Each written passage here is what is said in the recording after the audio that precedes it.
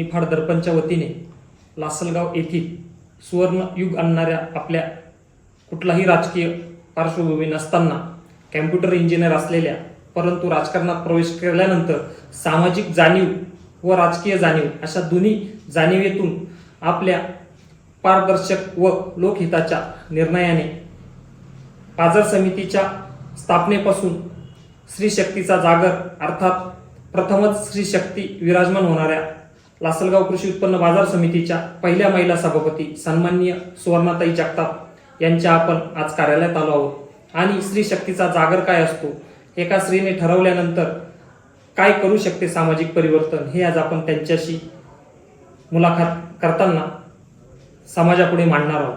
तर ताई साहेब नमस्कार. नमस्ते. ताई साहेब, आज लासलगाव बाजार समितीला दुसऱ्यांदा महाराष्ट्र राज्यामध्ये प्रथम क्रमांकाचं पारितोषिक मिळालं आणि याची सुरुवात म्हणजे लासलगाव बाजार स्थापनेपासून लासलगाव बाजार समितीला आपल्या कार्यकाळामध्ये प्रथम क्रमांकाचं बक्षीस मिळालं होतं. त्यावर आपली काय प्रतिक्रिया द्याल? नक्कीच आम्ही खूप सर्वजण आनंदित झालेलो आहोत आणि मागच्या वर्षी सुद्धा म्हणजे 2021 आणि 2022 ज्या वेळेला मानांकन देण्यात आलं होतं तर त्यावेळेला सुद्धा आपल्या महाराष्ट्रामध्ये 305 बाजार समिती आहेत आणि त्या 305 बाजार समितीमध्ये मागच्या वर्षी सुद्धा आपल्या लासलगाव कृषी उत्पन्न बाजार समितीला प्रथम मानांकन मिळालं होतं आणि ह्या चालू वर्षी सुद्धा म्हणजे 2022-23 जे त्यांनी एक मानांकन देण्यात आलं ह्या सर्व 305 बाजार समित्यांमध्ये. तर सलग दुसऱ्या वर्षी लासलगाव कृषी उत्पन्न बाजार समितीला हे प्रथम क्रमांकाचं मानांकन मिळालेलं आहे. त्यामुळे सगळ्यांचेच धन्यवाद व्यक्त करते आणि आम्ही सगळेजण आनंदित आहोत आणि याचं श्रेय मी आपल्या सगळ्याच बाजार समितीच्या मी प्रत्येक घटकाला देते. त्याच्यामध्ये बाजार समितीचे सगळेच आपले शेतकरी बांधव आहेत, व्यापारी, आडते, त्याच्यानंतर सगळे कामगार, कर्मचारी, ह्या सर्वांचा त्याच्यामध्ये 100% हातभार आहे आणि ह्या सर्व श्रेय मी ह्या सर्वच प्रत्येक घटकाला देते. स्त्री शक्तीचा जागर काय असतो हे बाजार समितीतच नाही तर लासलगाव ग्रामपंचायत सदस्य म्हणून सन्माननीय सुवर्णाताई जगताप यांनी आपली समाजाबद्दल काय तळमळ असते हे त्यांनी आपण पाणीदार नेते कसं आहोत हे वेळोवेळी दाखवून दिले आहे. 16 गावची जी पाणी योजना आहे त्या योजनेचा बोजवारा अनेक दिवसापासून वाजला होता, परंतु ह्या योजनेचा बोजवारा वाजूनही आपण समाजाचे देणे लागतो ह्या लोकभावनेतून ह्या स्त्रियांची लोकनेत्या होणाऱ्या ह्या व्यक्तिमत्वाने अनेक योजना आखत लासलगावकरांसाठी व आपल्या वार्डामध्ये स्त्रियांचा सर्वात महत्त्वाचा प्रश्न असतो पाणी. कारण की घराची सुरुवात ही सकाळपासून ते रात्री झोपेपर्यंत पाण्यापासून होते आणि ही पाणी स्त्रियांना लासलगावकरांना कसं मिळावं यासाठी आपण त्यांच्याकडून जाणून घेऊ या मागचा मागोवा. याचा जो विषय असेल मी सांगेल 2014ची जेव्हा दुष्काळी परिस्थिती पण होती तर त्यावेळेला फक्त एक सामाजिक भावनेमधून आम्ही त्यावेळेला टँकरने पाणी पुरवलं असेल. लासलगाव परिसरातच नाही तर जवळजवळ म्हणजे मनमाड, चांदवड या ठिकाणी सुद्धा म्हणजे जनावरांसाठी सुद्धा आम्ही पिण्याच्या पाण्याचं त्यावेळेला नियोजन केलं असेल. आणि आता ह्या साधारण एक 4-5 वर्षापासून सुद्धा हे 16 गावच्या पाण्याच्या संदर्भामध्ये हे जे आपण आता सगळं ऐकतोय आणि त्याचं जे नियोजन कशा पद्धतीचं आहे आणि आताही लासलगावसारखं म्हणजे ज्या ठिकाणी एक आपण भारतातील नाही तर आपण आशियामधली 1 नंबरची बाजार समिती ह्या लासलगावमध्ये आहे आणि ह्या लासलगावमध्ये परिस्थिती ज्यापासून पाहिलं की सगळ्या घरांमध्ये 1-1 महिना 1.5 महिन्याने पाणी यायचं. म्हणजे अशी एक स्थिती होती की आम्ही त्यावेळेला की मनमाडकडे आम्ही त्यावेळेला हे करायचो की मनमाडला 20-25 दिवसांनी पाणी येतं हे लोक कसे राहतात.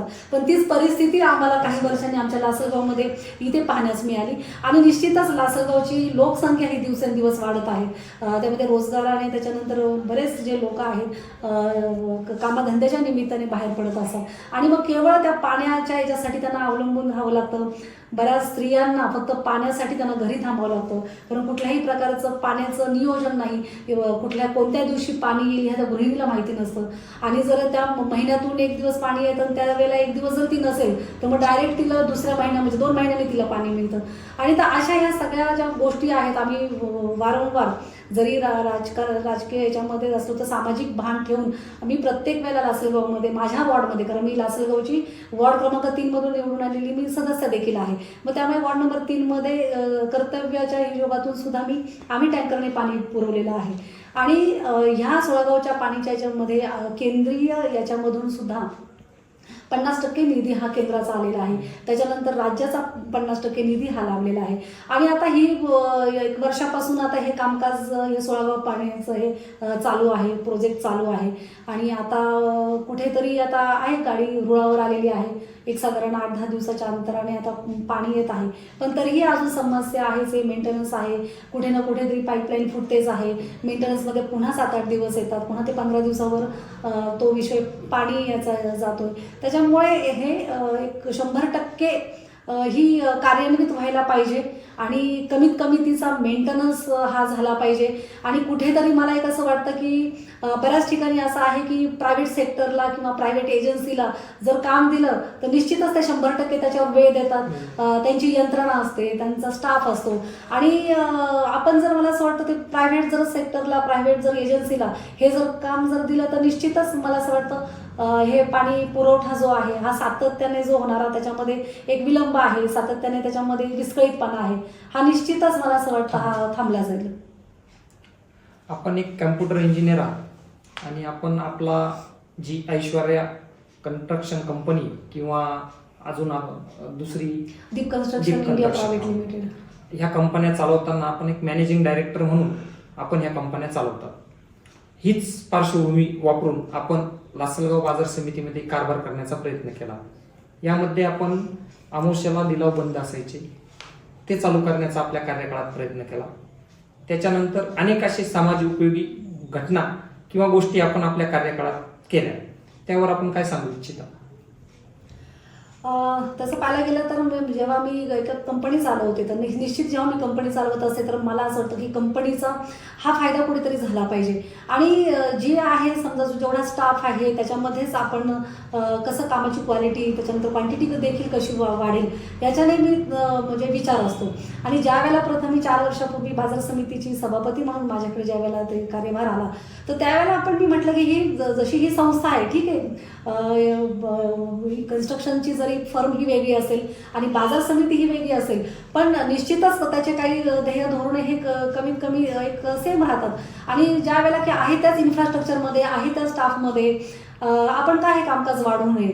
आणि ज्या वेळेला लक्षात आलं की 1 वर्ष झालं आणि त्यामुळे लक्षात आलं की कुठेतरी हे खूप सुट्ट्या घेतल्या जातात, मग त्याला विविध कारणं होते, त्यावेळेला अमावस्येचं देखील कारण होतं.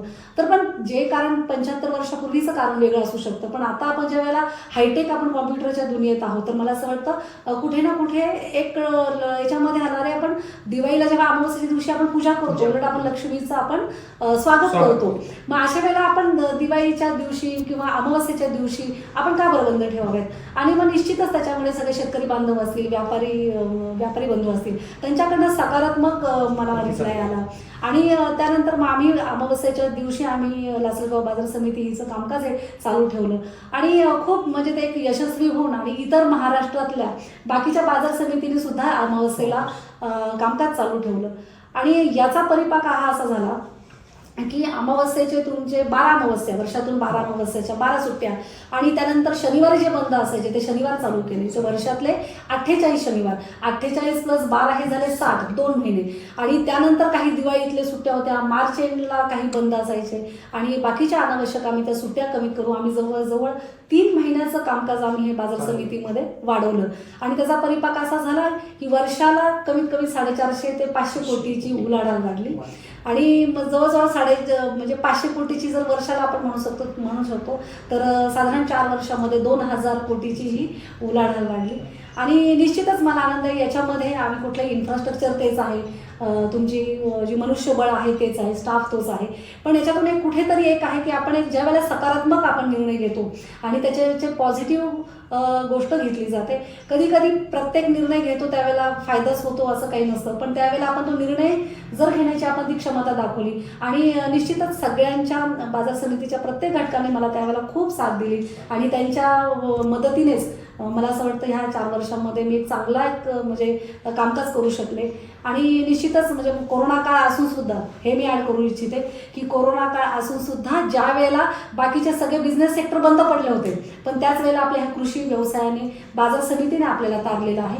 आणि ह्या 75 वर्षामध्ये ह्या चालू जवळजवळ 2021-22 मध्ये लासलगाव बाजार समितीची उलाढाल ही उच्चांकी झाली होती. तुमच्या त्यामुळे एक ते सांगू शकते की नक्कीच आपल्या कृषी सेक्टरचा हा आपल्या भारतासाठी खूप मोठा हातभार आहे.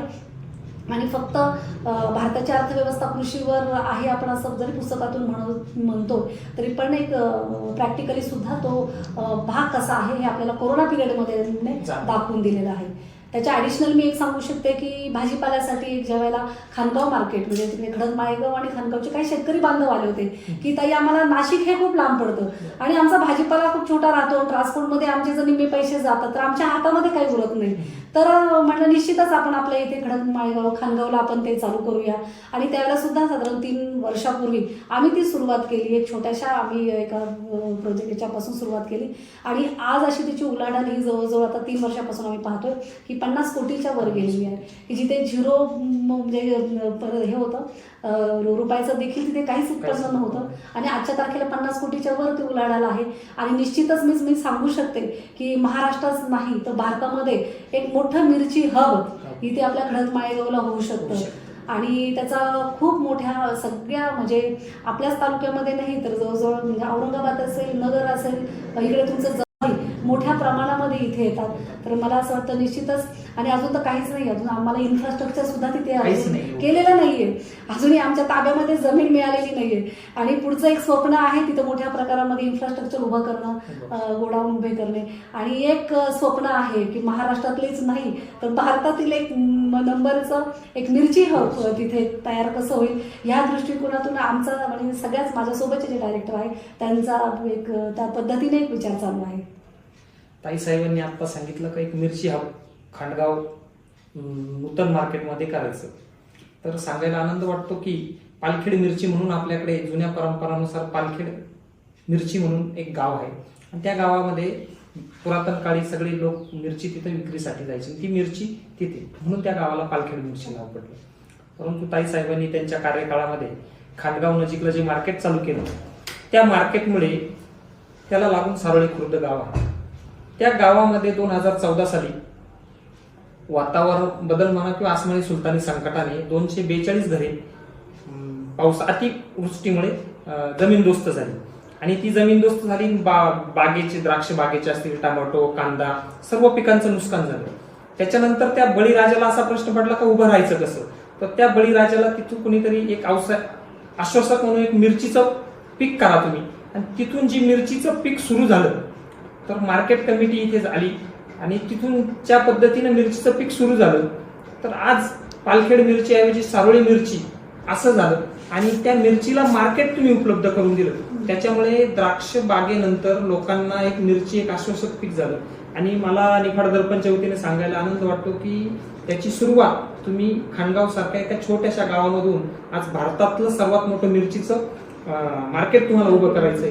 तर आज जो परिसरात म्हणजे निफाड तालुक्यात म्हणा किंवा नाशिक जिल्ह्यामध्ये याचा सकारात्मक परिणाम झाला आणि लोकांना 2 पैसे कांद्यातून नाही मिळाले तर द्राक्षातून नाही मिळाले तर मिरचीच्या माध्यमातून मिळतात.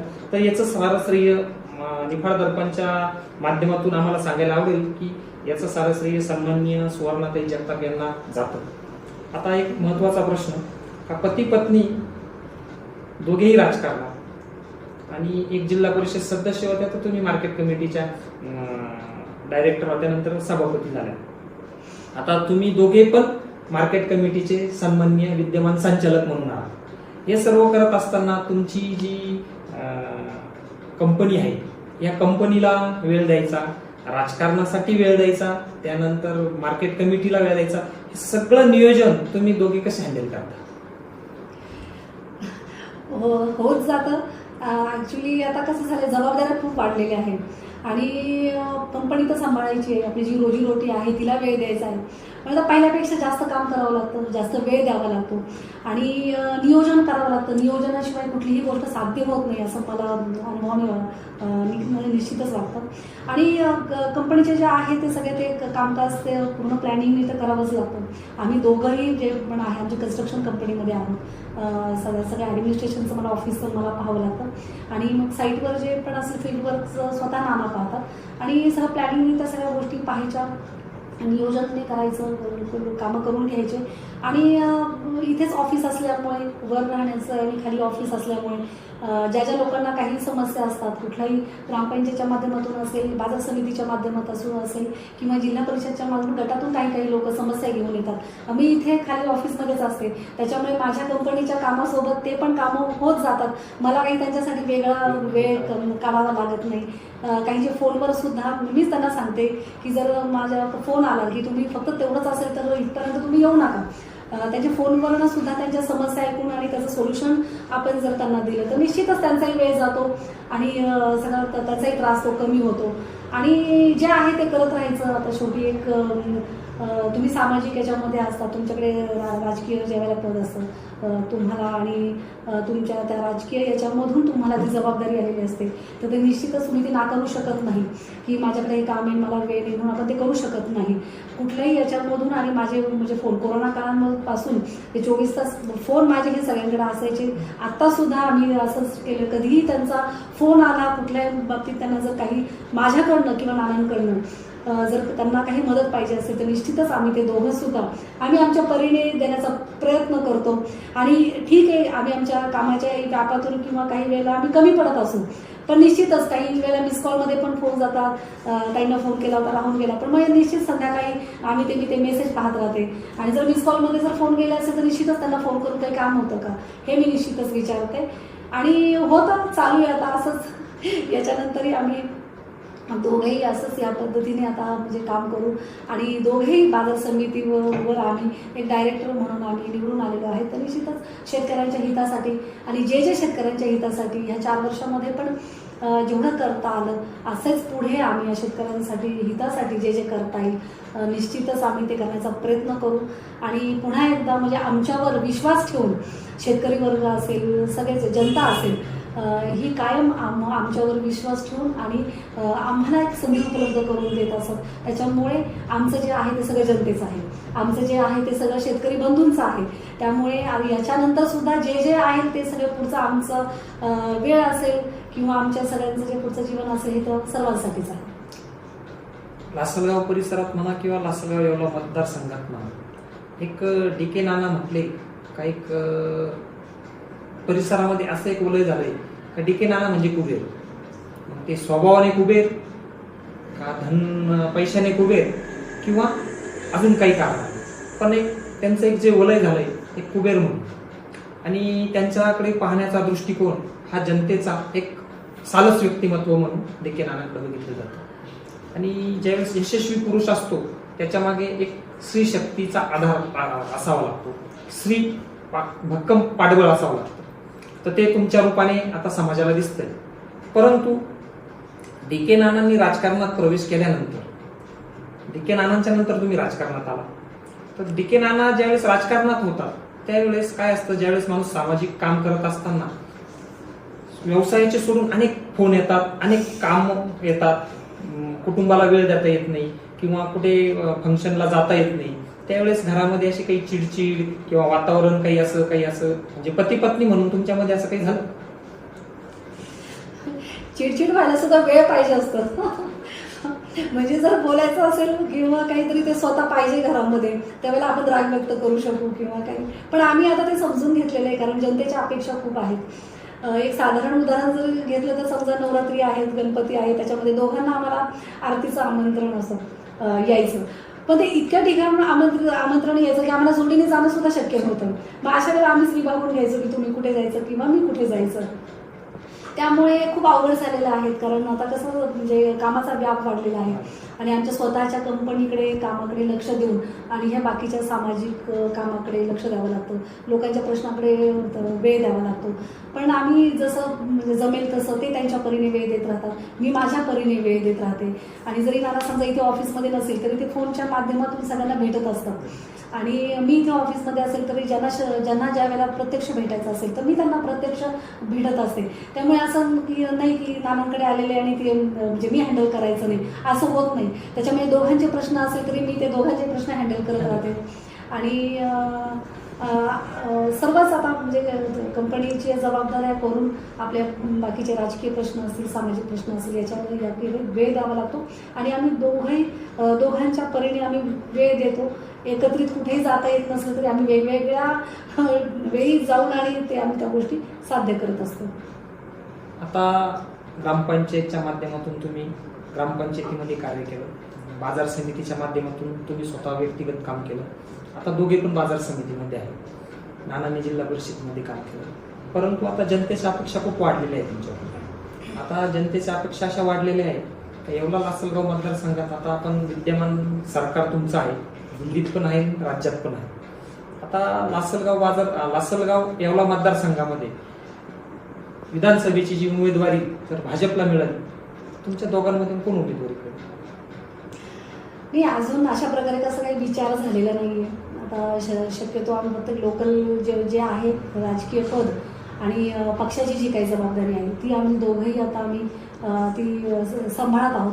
आणि जर पक्षाने जर ठरवलं, पक्षाने जर सांगितली जबाबदारी ही तुम्हाला घ्यायची आहे तर निश्चितच पक्ष ठरवेल ते आम्ही त्यावेळेला घेऊ. पण अजून तरी ह्या क्षणी आम्ही असं काही ठरवलेलं नाही आहे, पक्षानेही काही ठरवलेलं नाही आहे. आता सध्या एक सगळ्यांचं लक्ष हे खासदारकीवर म्हणजे जे आपल्या लोकसभेसाठी सगळ्यांचं आहे.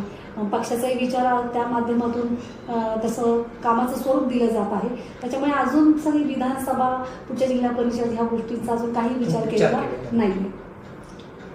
लोकसभेचा जो कार्यक्रम आहे तो पुढील वर्षी जानेवारी-फेब्रुवारीमध्ये लागण्याची चिन्ह आहे. परंतु लासलगाव परिसर आणि येवला लासलगाव मतदारसंघामध्ये येणाऱ्या आगामी निवडणुका या तुम्ही पक्षाच्या वतीने जो आदेश येईल तो मान्य म्हणजे पक्षाच्या वरिष्ठांनी जो सांगितला. आता राजकारणामध्ये नाना आणि तुम्ही सत्ताधारी पक्ष अर्थात भारतीय जनता पक्षाचं काम, तुम्ही महिला आघाडीच्या जिल्हाध्यक्ष म्हणून पण काम करता, नाना 42 गावांचं मंडळ तालुका अध्यक्ष म्हणून पद सांभाळत आहे. हे सर्व करत असताना पक्षामध्ये वेळ देत असताना पक्षाचे काही लोकांचं असं म्हणणं आहे, म्हणजे एक पत्रकार म्हणून आम्ही ज्यावेळेस समाजात फिरतो त्यावेळेस सांगितलं का लासलगावमध्ये पक्षाचं एखादं ऑफिस पाहिजे, पक्षाचं एखादं कार्यालय पाहिजे की जिथे आम्हाला आमच्या समस्या मांडता येतील किंवा हक्काचं एक ऑफिस तिथे जाता येईल. तर याबाबत आपला काही विचार आहे का? नक्कीच त्याच्या आधी कधी विचार केला नव्हता, पण बऱ्याच जणांकडून ती विचारणा होते. बऱ्याच जणांना तसं पण आता त्यांना माहिती झालेली की ताई इथे भेटतात किंवा नाना इथे भेटतात, म्हणजे ते डायरेक्ट घरीच येतात. पण 100% तुम्ही जसं म्हणता तसं एक गावात एक संपर्क कार्यालय पाहिजे आणि त्यामध्ये का कंपनीच्या माध्यमातून काम करतो आणि निश्चितच म्हणजे एकत्रित असल्यामुळे म्हणजे आमची दोघांची एकमेकांना तशी 100% ती साथ ती कंपनीच्या माध्यमातून असेल, ती सामाजिक माध्यमातून असेल किंवा राजकीय माध्यमातून असेल. लग्नानंतर जी नानांची जी प्रगती आपण म्हणतो घरात लक्ष्मी आली, तर सुवर्णयुग आल्यावर नानांची जी प्रगती जी चालू होती ती डबल इंजिन ऐवजी ट्रिपल इंजिन झालं असं म्हणता येईल. असं म्हणता येईल असं म्हणजे माझ्यापेक्षा बाकीचे लोक म्हणतात म्हणून ते म्हणजे माझ्या कानापर्यंत येतं की अगोदर नानांचं असं होतं पण लग्नानंतर इतकं वाढलं. एक असू शकेल की मी स्वतः इंजिनियर होते, मी स्वतः टेल्को सारख्या कंपनीमध्ये क्वालिटी एश्युरन्सचं मी काम केलेलं आहे. पिंपरीतील जी लोकोमोटिव्ह कंपनी आहे ती ट्रक्स आणि ट्रॅव्हलर्स जी प्रोडक्शन कंपनी आहे तिच्यामध्ये मी काम केलेलं आहे. मी 3 वर्ष तिथे सर्व्हिस केलेली आहे आणि त्यामुळे तो अनुभव मग ज्यावेळेला मी इथे लग्न होऊन लासलगावमध्ये आले मग त्यावेळेला मला असं वाटलं की आपण इथे काहीतरी केलं पाहिजे की जरी म्हणजे मिस्टरांची कंपनी होतीच पण आपण याच्याही ॲडिशनल आपण आपली स्वतःची पण एक कंपनी काढूया आणि त्यामध्ये एक ॲडमिनिस्ट्रेशनचं ते नॉलेज होतं, म्हणजे कंपनीचा अनुभव होता आणि नानांचं पूर्ण 100% मी ह्या तुमच्या माध्यमातून निश्चितच म्हणजे मला आता संधी मिळालेली आहे त्यामुळे मी निश्चितच सांगू शकते सगळ्यांना की नानांनी पहिल्या दिवसापासून लग्न झाल्यानंतरच्या पहिल्या दिवसापासून ते आतापर्यंत 100% साथ दिलेली आहे. की मी एक वेळ पाहते की राजकारणामध्ये खूप अपवाद असतात की जर राखीव निघालं तर ते स्वतःच्या पत्नीला किंवा आईला संधी देत राहतात, पण इथे मात्र उलट आहे. इथे जेव्हा राजकारणामध्ये संधी द्यायचं तर नाना म्हणजे माझं नाव आधी करतात, म्हणजे इथे राखीव वगैरे तो विषय नसतो. म्हणजे मी हे सांगू शकते की म्हणजे कंपनीच्या बाबतीमध्ये ज्यावेळेला सुद्धा काढायची होती त्यावेळेला निश्चित नानांनी मला पाठिंबा दिला, मी दुसरी कंपनी काढू शकली आणि मोठ्या नावारूपाला पण ती आलेली. तर निश्चितच एक पती म्हणून आणि नानांनी 100% मला ती साथ दिलेली आहे. म्हणजे यशस्वी पुरुषामागे स्त्री असते परंतु इथे यशस्वी स्त्री मागे पुरुष आहे, म्हणजे हे जगा आगळं वेगळं उदाहरण समाजापुढे म्हणता येईल. 100% आणि 200% मी हे सांगू शकते, माझ्या अनुभवाने सांगू शकते की निश्चितच नानांनी मला कंपनी उभी करण्यामध्ये सुद्धा त्यांनी साथ दिली. आणि एक सांगितलं की किचन वगैरे ह्या गोष्टी म्हणजे गौण आहेत, पण आधी आपली ही कंपनी, आणि याच्यामुळे जर बाकीच्या लोकांचं जर एक आपण त्यांना काम देऊ शकू आणि त्या कुटुंबांना जर आपण आधार देऊ शकू, तर निश्चितच आजच्या तारखेला जवळजवळ आमच्यावर 100च्या वर आता कर्मचारी काम करतात. टेम्पररी असतील, परमनंट असतील, बाहेर काही साईटवर काम करत असतात. तर मग त्यामुळे ते एक समाधान आहे की आपण एवढ्या लोकांना आपण काम देऊ शकतो. आणि त्यांची साथ असल्यामुळे निश्चितच दोन्ही कंपन्यांची उलाढाल त्यामुळे चांगली चालू आहे. हे सामाजिक राजकीय जीवन जगत असताना तुम्ही सहकारात म्हणजे बाजार समितीच्या माध्यमातून कामकाज केलं, परंतु हे करत असताना आपण समाजाचं काही देणे लागतो या लोकभावनेतून तुम्ही कोरोना काळामध्ये अनेक सामाजिक उपक्रम राबवले. त्या काळामध्ये काही लोकांना किराणा घरपोच केला, प्रसिद्धीसाठी नव्हे पण एक सामाजिक जाणीव म्हणून तुम्ही केली. त्यानंतर ऑक्सिजन सिलेंडर काही ठिकाणी उपलब्ध करून दिले, हे अनेक वर्तमानपत्रांमध्ये TV चॅनलनी दाखवलं.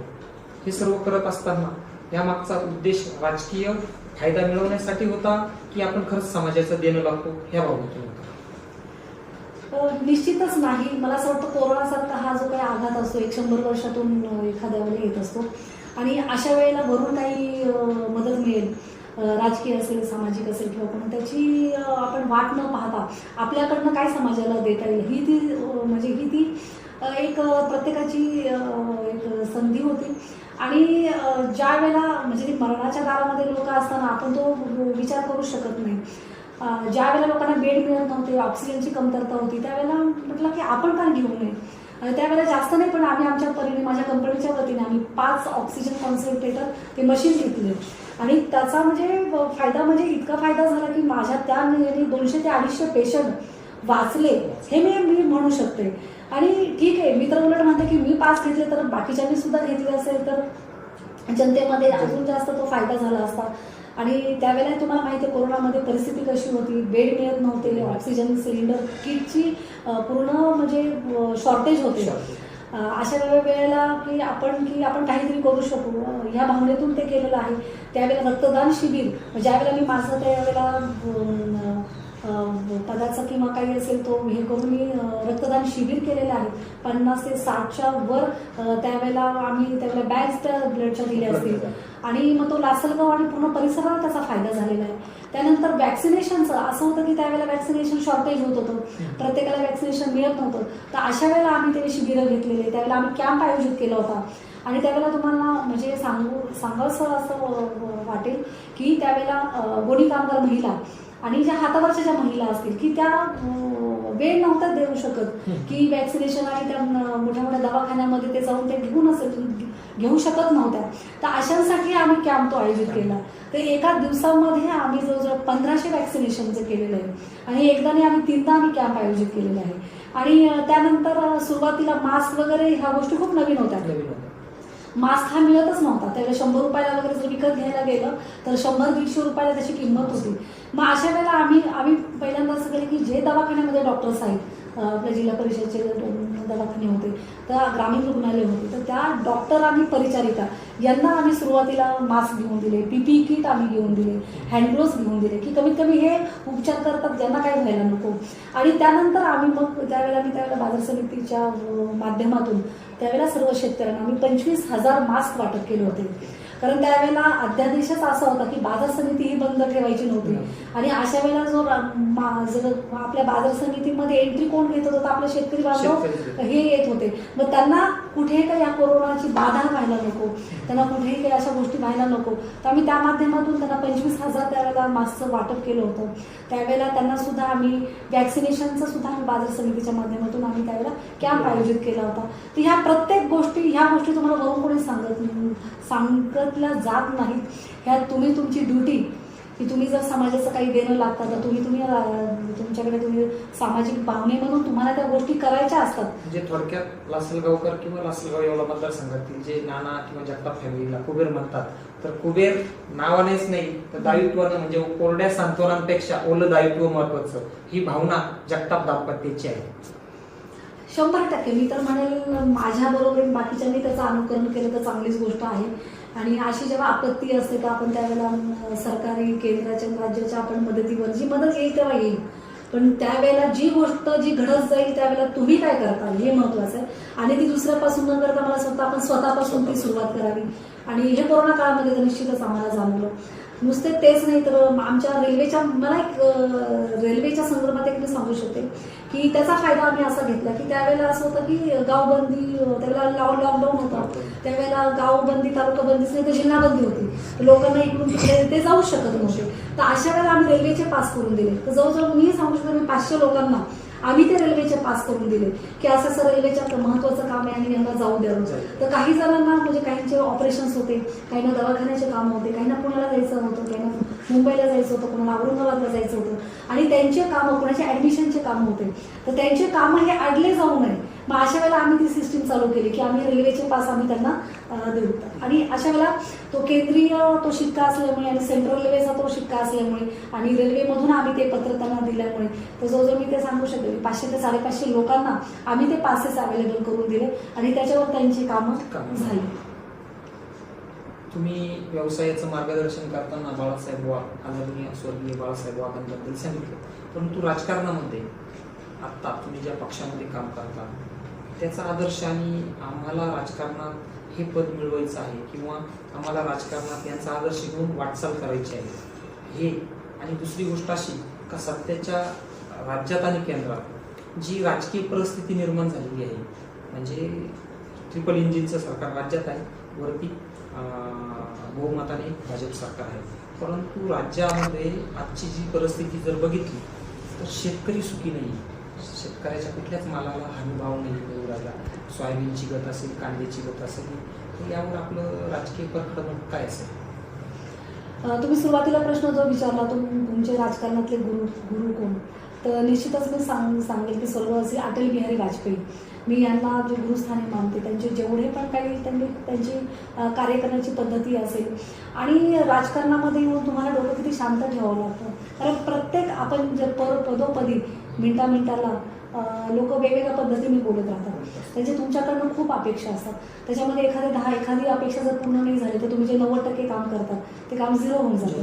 मग त्याच्यामुळे की राजकारणामध्ये शिरताना एक थोडंसं डोकं थंड ठेवून तोंडात साखर हे गोष्टी करूनच तुम्हाला कामकाज करावं लागतं. आणि राजकारणामध्ये आम्ही दोघेही म्हणजे आम्ही पती पत्नी आम्ही आलेलो काही मिळवण्याच्या उद्देशाने आम्ही आलेलो नाही. कारण आमच्या दोघांची आमच्या कंपनी आहे, आमच्या दोघांचे जीच आपण रोजीरोटी आपण असं म्हणू शकतो ते आम्ही जवळजवळ 30 वर्षापासून आमच्या त्या कंपन्या आहेत. त्याच्यामुळे राजकारणामध्ये यायचं ते जेव्हा तुम्ही समाजकारण करता तर त्याला कुठेतरी एक जोड पाहिजे असते.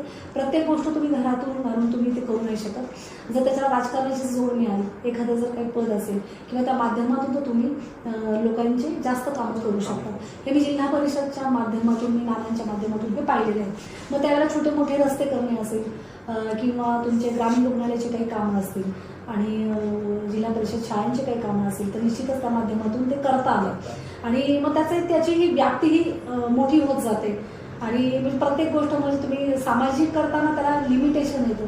ते राजकारणामध्ये जेव्हा तुम्हाला एक पद मिळतं, कुठला तरी तुम्हाला हुद्दा मिळतो, तर त्याच्यामध्ये ते एक लिमिटेशन येत नाही.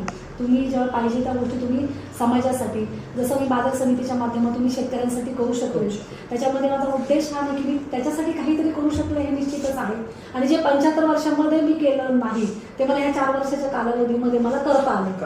किंवा मला एक कोरोना काळापासून खूप काही शिकलं आणि जे 75 वर्षांमध्ये मी केलं नाही ते मला या 4 वर्षाच्या कालावधीमध्ये मला करता आलं. किंवा मला एक कोरोना काळापासून खूप काही शिकवलं की ज्यावेळेला म्हणजे मार्केट कमिटीच्या माध्यमातून ज्यावेळेला लोक यायचे की ताई आम्हाला 1 लाख रुपये माझ्या फंडातून काढायचे, ताई मला 2 लाख रुपये माझ्या फंडातून काढायचे, तर मी म्हणलं का बरं काढायचे, मी कोरोना झालेला आहे आणि दवाखान्यामध्ये ॲडमिट केलेलं आहे आणि एवढं दवाखान्याचं बिल झालेलं आहे ते द्यायचं. तर त्यावेळेला माझ्या डोक्यामध्ये आलं अरे बापरे, म्हणजे यांना कुठल्याही प्रकारची यांना शाश्वती नाही आहे, मेडिकल पॉलिसी नाही आहे आणि कुठल्याही प्रकारची आरोग्यासाठी यांच्याकडे कुठलीही गोष्ट सिस्टीम नाही आहे. मग त्यावेळेला ठरवलं की जे बाजार समितीमध्ये काम करतात, की जे बाजार समितीवर ते सगळं त्यांचं कुटुंब अवलंबून आहे, का नाही त्यांच्यासाठी आपण पॉलिसी काढूया. तर मग मी 2 वर्षापूर्वी ती सुरुवात केली आणि जेवढे पण कर्मचारी आहेत बाजार समितीमध्ये काम करतात त्यांच्यासाठी मी जवळजवळ 5 लाखाची मेडिकल पॉलिसी त्यावेळेला काढली. ती आता चालू आहे का आणि ती परंपरा? आता ती परंपरा चालू आहे आणि आता चालू वर्षी ती जवळजवळ आपण 10 लाखाची केलेली आहे. तर निश्चितच मग त्यांना ते समाधान आहे की म्हणजे फॅमिलीला समाधान आहे की जेव्हा माझा नवरा कामाला जातो तर त्याला कमीत कमी 10 लाखाचं संरक्षण आहे, 10 लाखाचं जोखीम आहे. आणि खूप म्हणजे जवळजवळ आता 20 ते 25% लोकांनी त्याचा फायदा पण घेतला. तर ही गोष्ट तुम्ही ज्या वेळेला की तुम्हाला ते कळलं पाहिजे की लोकांसाठी जेव्हा तुमच्या माध्यमातून ते कामं करतात तर तुम्ही तुमच्या जर बाजार समितीने सुद्धा त्यांना काही दिलं पाहिजे. तर अशा त्या गोष्टी मला करता आल्या त्याचं मला समाधान आहे. तुम्ही आता तुमच्या ऑफिसच्या समोरच गणेश मंदिर आहे, त्याचं गणेश चॅरिटेबल ट्रस्ट म्हणून तुम्ही असं तर समाजात वावरताना पतसंस्था, बँक, आपण देशाचा कॅलिफोर्निया म्हणून ओळख असणारा निफाड तालुका, तर ह्या तालुक्यात सरळ शेतीशी निगडीत इथे इंडस्ट्रियल एरिया कुठलाच नाही. तर आता तुम्ही दोघं म्हणजे तुम्ही कॅम्प्युटर इंजिनियर आहात आणि त्यात तुम्ही विद्येचं माहेरघर असलेल्या पुण्यातून आलेला आहात. तर मला निफाड दर्पणला असं म्हणावं असं वाटतं का भविष्यामध्ये राजकारण करता करता सामाजिक बांधिलकी आपण जपत आला, ही सामाजिक बांधिलकी जपत आला येत असताना आपण भविष्यामध्ये सहकाराला जोड म्हणून बँक, पतसंस्था, चॅरिटेबल ट्रस्टच्या माध्यमातून रुग्णालय, शेतकऱ्यांवर आधारित येण्यासाठी कांद्यावर प्रक्रिया उद्योग, टमाटोवर प्रक्रिया उद्योग किंवा द्राक्षावर प्रक्रिया उद्योग, कोल्ड स्टोरेज असं काही आपल्या विचारात आहे का, किंवा अजून एखादी कल्पना का जी इथलं निफाड तालुका किंवा येवला लासलगाव मतदारसंघाचा सामान्य जनांचा आर्थिक स्तर उंचावेल? निश्चितच पर्सनल लेवलला, वैयक्तिक लेवलला एक पतसंस्था काढायचं नियोजन आहे. ते नक्कीच ह्या 1-2 महिन्यामध्ये पूर्ण होईल हे पण तुम्हाला सांगू इच्छिते. आणि जे 1 वर्षापासून मी त्या प्रयत्नात होते तर नक्कीच ह्या 1-2 महिन्यामध्ये ते पूर्णत्वास येईल. आणि त्या निमित्ताने की ज्या लोकांना आता काही प्रायव्हेट बँका असतात की त्यांना म्हणजे पटकन कर्ज मिळत नाही आणि ज्या लोकांना कर्ज पाहिजे असतात ते गरीब असतात, सामान्य लोक असतात आणि त्यांना देण्यास तेवढं तारण देखील नसतं. तर मग अशांसाठी आपल्याला काय करता येईल का हे निश्चितच या पतपेढीच्या माध्यमातून तो प्रयत्न आहे. आणि एक पक्षाच्या माध्यमातून मी आता नाशिक जिल्ह्याची भाजपाची महिला मोर्चाची अध्यक्षा देखील होऊन गेलेली आहे. तर त्यावेळेला मीच ही संकल्पना मांडली होती की महिलांसाठी काहीतरी केलं पाहिजे. ज्यावेळेला आपण महिला मोर्चाची मी अध्यक्षानुसार आपण हे करत असताना महिलांसाठी काहीतरी तुम्ही संकल्पना करा ही मी त्यावेळेला पक्षासमोर हा एक प्रस्ताव मांडला होता. आणि त्यावेळेला पक्षाने सुद्धा साधारण एक 7-8 महिन्यापूर्वी की महिलांसाठी सहकारी संस्था हे काढल्या पाहिजे. महिला ह्या सहकारीच्या क्षेत्रामध्ये खूप मागे आहेत. साधारणतः तुम्ही बाजार समितीची तुम्ही जर पाहिलं तर त्याच्यामध्ये फक्त 2च डायरेक्टर, 18 डायरेक्टरमध्ये फक्त 2 डायरेक्टर या महिलांसाठी राखीव आहेत. म्हणजे महिलांसाठी हा टक्का खूप छोटा आहे, म्हणजे एक 15-20% आपण असं समजू शकतो. तर मग तो एक विषय जेव्हा मांडला होता तर पक्षाने त्याला सकारात्मक एक हे देऊन प्रतिसाद देऊन एक महिलांसाठी सहकारी संस्था काढण्याचा आमच्या समोर एक तो हे केलेला आहे आणि त्याच्या बाबतीमध्ये सुरुवात देखील झालेला आहे. तर निश्चितच तुम्हाला पाहायला मिळेल ह्या पुढच्या 4-5 महिन्यामध्ये मी नाशिक जिल्ह्यामधून 40 प्रस्ताव दिलेले आहेत. हे फक्त महिलांसाठी सहकारी संस्था ही काढली जाईल आणि पुढचे जे पण काही गव्हर्नमेंटचे जे काही कामं असतील, टेंडर असतील हे ते महिला ती घेऊ शकते. तिला कुणावरही अवलंबून राहण्याची गरज नाहीये आणि हे फक्त महिला आणि महिलांसाठीच आहे. तिथे सर्व महिलाच डायरेक्टर असणार आहेत आणि त्यामध्ये आम्ही असे निकष ठेवलेले आहे की जनरल कॅटेगरीसाठी एक संस्था, त्याच्यानंतर ज्यांच्याकडे पिवळं रेशन कार्ड आहे, BPL धारक त्यांच्यासाठी एक ती वेगळी सहकारी संस्था आणि एक अल्पसंख्याकांसाठी एक वेगळी सहकारी संस्था आणि जे बॅकवर्ड याच्यामध्ये आपण एक समजू आपण मागासवर्गीय आहे त्यांच्यासाठी एक संस्था. असे प्रत्येक आम्ही मंडळामधून आमच्या तालुक्याला इथे पक्षामध्ये मंडळ म्हणतात, असे प्रत्येक तालुक्यामधून आम्ही जवळजवळ 6 महिलांसाठी सहकारी संस्था आम्ही देत आहोत आणि जवळ नाशिक जिल्ह्यामधून ते 40 प्रपोजल गेलेले आहेत आणि अख्ख्या टोटल महाराष्ट्रामधून आमचे 2000 प्रपोजल गेलेले आहेत. तर आमच्या माननीय अध्यक्ष चित्रताई वाघ यांच्या मार्गदर्शनाखाली आणि यांच्या अध्यक्षतेखाली हे सगळं चालू आहे आणि निश्चितच म्हणजे मला आनंद वाटतो की ती प्रोसेस चालू आहे आणि ह्या पुढच्या 2-3 महिन्यामध्ये ती प्रोसेस कंप्लीट होईल आणि एक महिलांना हक्काचं व्यासपीठ महिलांनी महिलांसाठी केलेलं एक व्यासपीठ एक उपलब्ध करून देईल. आणि एक मला एक सांगायचं म्हणजे आनंद वाटतोय की माझ्या भारतीय जनता पक्षाने की आम्ही जो प्रस्ताव दिला होता त्याला त्यांनी सकारात्मक त्यांनी हे करून प्रतिसाद देऊन आणि आम्हाला ती मदत केलेली आहे. आता एकच सांगतो, भावी मुख्यमंत्री म्हणून बॅनर लागले जातात राज्यातल्या काही नेतेगणांची, ही भावी मुख्यमंत्री. तसं भावी आमदार डी.के. नाना जगताप किंवा भावी आमदार सुवर्णाताई जगताप असे बॅनर जर लागले त्यावर आपलं काय मत आहे? आम्ही ज्यावेळेला सामाजिक क्षेत्रात किंवा राजकीय क्षेत्रात आलो तर कुठलीही गोष्ट मिळेलच या भावनेने कधीच कोणत्याही गोष्टी केलेल्या नाही आहेत आणि अपेक्षेने ती अपेक्षाही कधी ठेवलेली नाही. फक्त जे येणारा रोजचा जो दिवस येतो आलेले कामं करायचे आणि त्याच्यामध्ये जोखून द्यायचं. मग ते कुणाचंही काम असो, आम्ही त्याच्यामध्ये मोठा छोटा किंवा कुठलाही भेद आम्ही करत नाही. आणि पुन्हा एकदा पक्ष ठरवेल तेच, पक्षाने दिली जबाबदारी कुठल्याही गोष्टीची, या गोष्टी इथे तुम्हाला करणं अपेक्षित आहे तर आम्ही निश्चितच आम्ही संघटनेला जास्त मानतो. म्हणजे भारतीय जनता पक्षाचं जे तुम्ही जर मानलं तर संघटनेला जास्त मान राहतो आणि राजकीय पदापेक्षा सुद्धा संघटनेचं पद हे आमच्याकडे खूप मोठं मानलं जातं आणि त्या माध्यमातून सुद्धा आम्हाला कामं करता येतात हे मी निश्चितच सांगते. आणि आम्ही जरी म्हणजे आमदार झालंच पाहिजे, कुठलं खासदार झालंच पाहिजे ही गोष्ट न करता आमचे जे पक्षाचे जे आमदार असतात, आमचे जे पक्षाचे खासदार असतात, तो ज्या वेळेला भारतीय जनता पक्षाचा पदाधिकारी म्हणून जातो, तो बूथ प्रमुख का होईना, छोटा कार्यकर्ता का होईना, पण हा पक्षाचा आहे तर त्याला निश्चितच एक चांगला मान असतो, मान सन्मान दिला जातो आणि त्याच्या ज्या काही अपेक्षा असतात त्या पूर्ण केल्या जातात. त्याच्यामुळे आम्हाला की त्या गोष्टीसाठी झालंच पाहिजे ही आम्ही कुठलीच अपेक्षा न करता आमचे जे आहे वर जे खासदार असतात, आमदार असतात, नामदार आहेत, जे लोकप्रतिनिधी आहेत ते आमच्या छोट्या बूथ प्रमुखाचं सुद्धा ती काळजी घेतली जाते आणि कार्यकर्त्याची सुद्धा काळजी घेतली जाते आणि आम्ही आहोत त्या ठिकाणी खूप समाधानी आहोत. आज आपल्याशी लासलगाव बाजार समितीच्या माजी सभापती तथा विद्यमान संचालिका सुवर्णाताई जगताप यांनी आपला अमूल्य वेळ असा काढून निफाड दर्पणसाठी एक छोटेखानी मुलाखत आपल्याला दिली. त्यांनी जी मुलाखत दिली आणि आपल्या सर्व भविष्यातील राजकीय योजना असतील किंवा राजकीय पदार्पण असेल किंवा अनेक योजना जनसामान्यांसाठी याबद्दल अत्यंत तळमळीने सांगितली. तर निफाड दर्पणच्या वतीने सन्माननीय ताईसाहेबांचे मनापासून अभिनंदन व धन्यवाद. थँक्यू, धन्यवाद खूप खूप. आणि निफाड दर्पणला खूप मनापासून शुभेच्छा. कायमच 2 वर्षापासून मी तुमचे सगळे कार्यक्रम पाहत असते आणि बातम्या देखील पाहत असते. तुम्ही तुमच्यामध्ये काय ते पारदर्शकता ठेवलेली आहे, ट्रान्सपरन्सी ठेवलेली आहे, ती सर्वांना भावते. पुन्हा एकदा तुमचं काम असंच चालू राहू द्या. आमच्या सर्वांच्या तर्फे तुमच्या निफाड दर्पणला खूप खूप शुभेच्छा.